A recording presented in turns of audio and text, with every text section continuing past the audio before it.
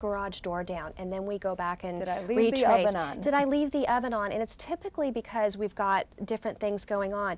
If you go back and recheck something, that doesn't mean that you have OCD. It's when you keep looking and staring at the oven and telling yourself off, off, off, that you're getting stuck. I think the other thing that's important to remember is that people with OCD, there's sort of a clinical requirement in terms of diagnosis that they have to be stuck at least 1 hour per day or more in those obsessive thoughts. So if we have a thought, gee, did I, not check the oven, and we might walk back, but we can walk away. The key is that we don't get stuck, and it's not happening every day. So I think for those that are listening, the most important thing is are you having thoughts that are intrusive that you don't understand?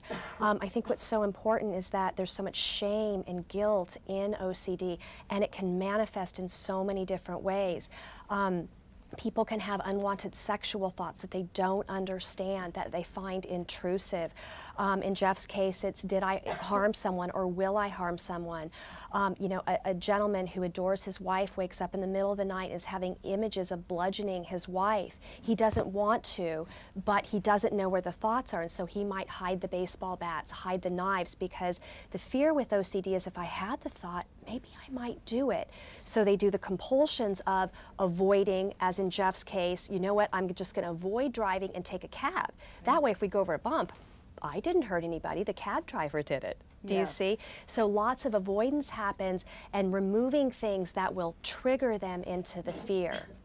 So, Robin, may I ask you, if people do want to get a hold of you, what is your email that they can get a hold of you, and your contact information? The contact information for our website is www.anxietytreatmentexperts.com, and email is drrobin@sierrabg.com. Great, thank you. You're welcome. And Jeff, what is your email?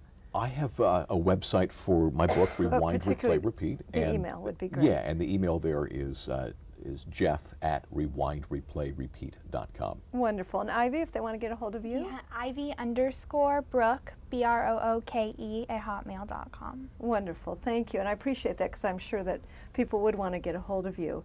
If I may, let's talk about some of the, well, we'll just say the awful things, and then we'll go to the hopeful things. And Jeff, I'll start with you. What was your, we'll call it down deep, worst moment? When you want to share with us a story for you? Let me share a couple of quick stories with you in terms of trying to get at what this disorder can do to you. It reduced me to just a shell of the person I was. I found myself so consumed by the obsessions and the compulsions that I could barely leave the house. I wound up doing absolutely ridiculous things like scouring on my hands and knees in downtown San Francisco, a street corner, looking for a piece of the Reese's peanut butter cup that I dropped, because somehow I became obsessed with the notion that somebody might slip on it and fall. I'm a reasonably intelligent man. I know that that certainly could not happen, but that, as Dr. Robin said, logic plays no factor here. So, rainy day in San Francisco, I'm on my hands and knees looking for a piece of a Reese's peanut butter cup. I got that visual. Incredibly demeaning. The other quick example I want to give you, and I actually did not share this story in my book because I wasn't ready to. It's only in recent months that I've started sharing this, because I think it's the ultimate shameful cycle for me, obsessive compulsive cycle. I received a call when my younger daughter was probably 2 months old. My wife left a voicemail for me on my phone that said, "Jeff, I'm in an ambulance with our daughter on the way to the emergency room. Meet me there at this hospital." That was the extent of the message. I had no idea what was going on. I rushed my car there, and a block away from the hospital, I made a right turn, and the car rattled as I hit a pothole, and it took everything I had not to go back and check on that pothole while my daughter was in the emergency room. Now, as it turned out, she had a febrile seizure. It was not a big deal. She was fine. But I think of that to this day in terms of just how compelling that compulsion is, that I could actually stop and debate whether or not I should indulge this compulsion or go see my daughter in the emergency room. Sure, I can imagine that must have been hard. Yeah. And Ivy, what about you? One of my, I know this is going to sound kind of nerdy, but it has to do with school. Sitting in class and listening to what the teacher's saying, and I get fairly good, well, really good grades. So, so I'm trying to listen and pay attention, and I'm doing all these things, and things are going through my head, and 10 minutes, 20 minutes pass by, and I look at the teacher, and I have no idea what she or he just said, and I'm making like weird patterns with my fingers and touching my tongue to the roof of my mouth. I'm counting everything, I'm thinking everything. When they say stuff like, oh, well, what if this, looking at the clock, calculating the number of hours till class was over, looking around, seeing anything dangerous in the room, what could happen, my friends, what are they thinking, what is the teacher thinking of me? Like all these thoughts, your brain doesn't get a break. So by the time I would get in the car with my dad after school, and my brain would hurt, not only from school, but from constantly thinking all these thoughts every 3 seconds. And I got in the car with my dad, and he would, every day after school, he would say, how was your day? How are you? I'm like, I'm tired. And he goes, you're tired?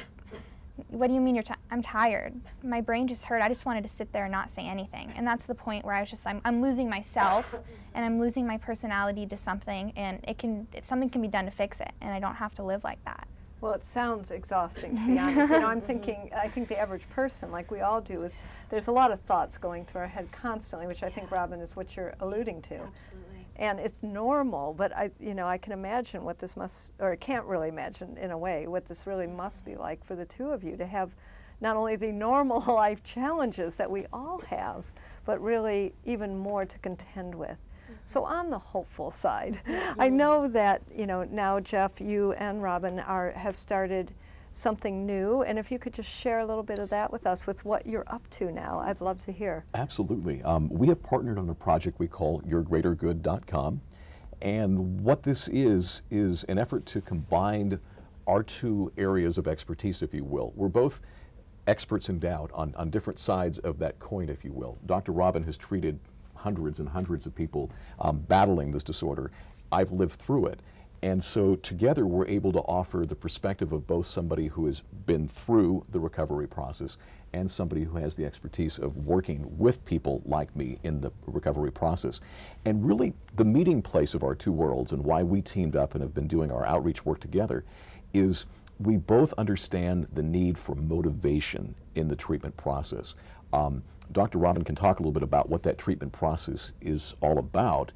It is a very difficult process. It requires sitting with great discomfort. And I found through my own experience in circuitous path through the mental health world that I did things the hard way, in that I didn't do the necessary work. I paid lip service to the therapy that therapists like Dr. Robin provide.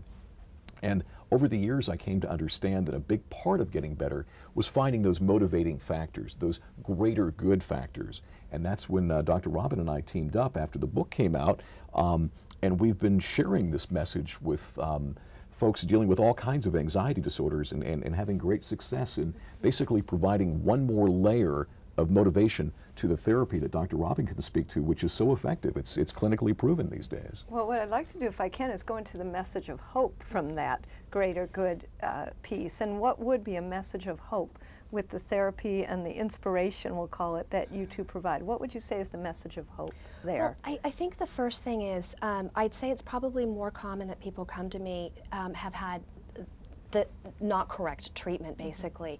And the treatment for OCD is basically what we call exposure and ritual prevention therapy, which basically means setting up a hierarchy of your triggers. And the therapist takes you through gradually confronting your fears. So in Jeff's case, we would make a hierarchy of his fears and rate his anxiety level. Perhaps it might be me taking a board and putting it on the road and having him drive over it back and forth. Now, he can see that board when he drives up, but his brain is going to tell him, yeah, but maybe it's not a board. Maybe you thought it was a board, but it's not. So we take our clients through this process of having them systematically confront their fears by setting up situations that trigger them, and then they confront them over and over again. So we're going after that message center that keeps telling them to be afraid, and by repeated exposure to the fear, they become desensitized. So the message of hope, number one, is OCD is treatable, and we can prove through scans of the brain that the exposure therapy will change the neurochemistry of your brain. And it's very, very common that once they become desensitized to the fear, it won't come back. It's a fear of flying. You know, once you get on the plane and you fly over and over again, you learn not to be afraid type thing. So that's an example that maybe some people have, but through that repeated exposure, you learn not to be afraid. And then the greater good aspect that we attach to it is if you confront your fears, if you face them down, that there are so many greater good things that will come. More time with your family, being able to work, maintaining your position as cheerleading squad, continuing to do well. Just being able to focus in class, or to be able to be a teenager as we would expect, so there's so much greater good in doing the therapy, and this therapy will actually reclaim lives. People's lives change with this work. Well, and Ivy, I'd like to hear, what's your message of hope? That you don't have to live with this, you know, you get to experience life for the things and not be in the moment and be thinking about something else and something worse. To enjoy life. But to be present, right? Exactly. Which, you know, is hard enough, right? But with this, what about you, Jeff? Absolutely. Well, I think that's a good note to kind of wrap this up on in terms of that particular message of hope and being present. OCD would have you live in the past and the future, obsessing about what happened in the past and what might happen in the future. With the therapy that Dr. Robin has spelled out, with the proper treatment process, we can not only reclaim our lives, but reclaim this present moment, live in this moment, make the right choices, and chase our greater good.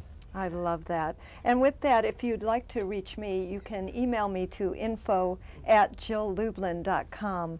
I want to thank each one of you tonight for being my guests, for being fully present in this moment. It's no easy thing, and I appreciate you and what you have said, what you've spoken, all your efforts and your good and hard work, especially the therapist, right? Yeah, absolutely. Because that's no easy task to help all of the people that you've helped, and I thank you for that. But certainly knowing that each one of you have focused on your journey, and that you've done a great job. Jeff, rewind, replay, repeat. I encourage our viewers to actually pick up the book and read it, and it's certainly our intention that tonight has given you hope.